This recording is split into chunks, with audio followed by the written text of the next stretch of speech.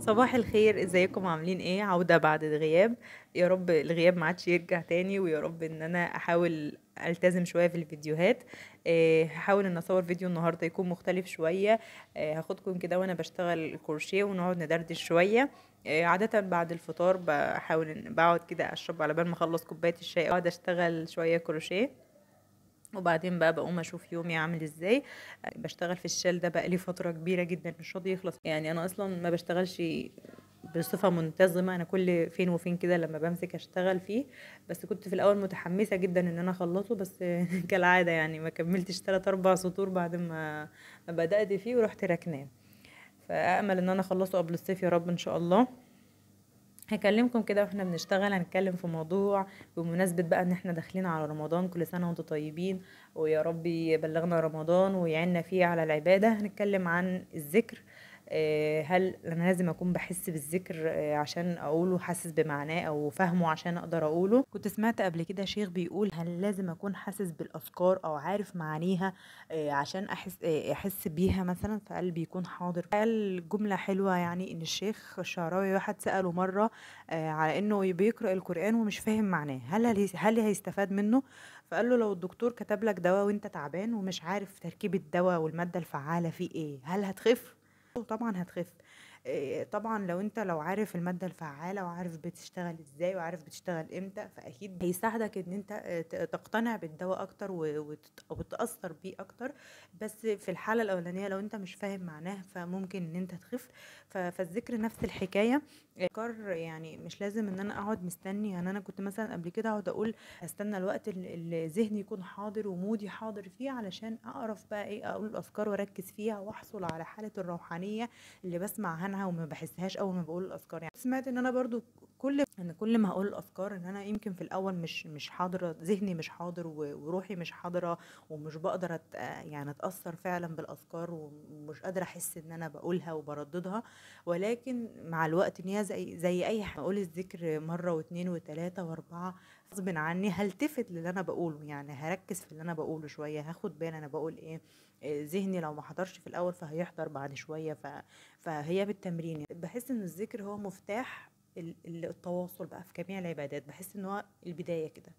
وسبحان الله هو اسهل العبادات، مش محتاج وقت، مش محتاج حال معين، مش محتاجه مجهود معين، مش محتاج قبله، مش محتاج في اي مكان في اي وضع مش محتاج طهاره معينه لاي ذكر بيخطر على بالي ان انا اقعد اردده واردده واحاول اركز فيه. من الآيات اللي ربنا ذكر فيها الذكر بعد آيات الحج وبعد ما شرح الحج وقضاء مناسك الحج، فقال اذكروا الله قياما وقعودا وعلى جنوبكم. يعني انا خلاص خلصت الحج، اللي هو انا المفروض ان انا ربنا كتب له يحج ان شاء الله يكون اتغسل من الذنوب لو حج صادق. فهقول بقى محتاج ان انا اوصل نفسي تاني ليه بالذكر. يعني الذكر ده بقاء عهد بيني وبين ربنا، بحس لو ما كانش مهم كده ربنا ما كانش ذكره في القرآن بعد آيات الحج. برضو ربنا وصف حال الذين آمنوا وتطمئن قلوبهم بذكر الله، ألا بذكر الله تطمئن القلوب. يعني تجربة شخصية، أنا الوقت اللي بكون فيه متوترة جدا، الوقت اللي بكون فيه خايفة، لما بقعد كده أردد أذكار كتير كتير كتير، ما كنتش بربط ده قبل كده. ما كنتش باخد بالي إن أنا لما يعني إن هو ده اللي بيخليني أهدى شوية. أنا ما خدتش بالي إلا بعد كام مرة إن أنا فعلا ما ببقى قلقانة، ما ببقى خايفة، ما ببقى متوترة.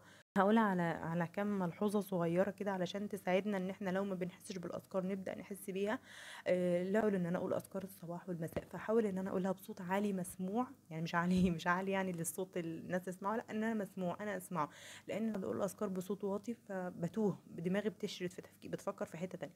فانا احاول ان انا اقول الاذكار بصوت مسموع شوية سامعاه عشان ودني تسمع فتركز ان انا ايه اسمع انا بقول ايه، فقلبي يكون حاضر مع الذكر ده. تاني حاجة هنسى، والله هنسى. أنا اللي بتفكر هي المسبحة الصغيرة دي، والله هي فعلا المسبحة الصغيرة دي بتفكرنا انا ايه ده، انا في ايدي حاجة اهي، طب يلا اشغل بيها. يعني مش شرط العدد معين، يعني مش شرط ان انا اقعد اعد لنفسي، بس هي حاجة كأنها وسيلة تفكرنا. وسبحان الله الفرق ان انا فعلا يعني الحاجة البسيطة دي هي اللي كانت بتساعدني ان انا بعد كل صلاة في رمضان ان انا اقول الاذكار. كنت دايما بحط سبحة كده جنب المصلية. فدي كانت انا قاعده كده بعد ما صليت فايه قدامي سبحه فيلا هتم اقولها. كان بعد ما شلت السبحه خلاص، يعني لما السبحه تشال خلاص بنسى بقى، بتوه كده وخلاص هبقى اقول ان شاء الله بعد الصلاه الجايه فبنسى. لكن هي فعلا السبحة الصغيرة دي، السبحة هي اللي بتفكرنا.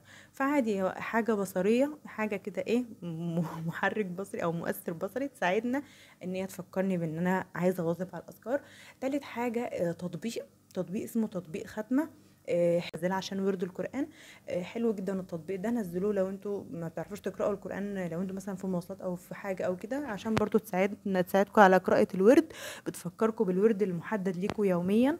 وعندها جزء خاص بالاذكار، فانتوا تحددوا بقى الاذكار الصباح والمساء، ده فكركم يا بيجي لكم نوتيفيكيشن كده اول ما يجي لك، انت كده كده ماسكين التليفون على طول، يبقى اول ما يجي لنا نوتيفيكيشن نفتحها ونقول الاذكار خلاص. يعني هي بتذكرنا لان احنا ممكن ننسى. انا كنت خلصت حوالي نص ساعة شغل في الشال، وكده خلاص خلص الفيديو بتاعنا النهارده. كان كل اللي عندي النهارده، يا رب اكون قدرت افيد ولو بنقطة بسيطة تقدر تساعدكم على مداومة على الاذكار، وما تنسوناش من دعواتكم. مع السلامة.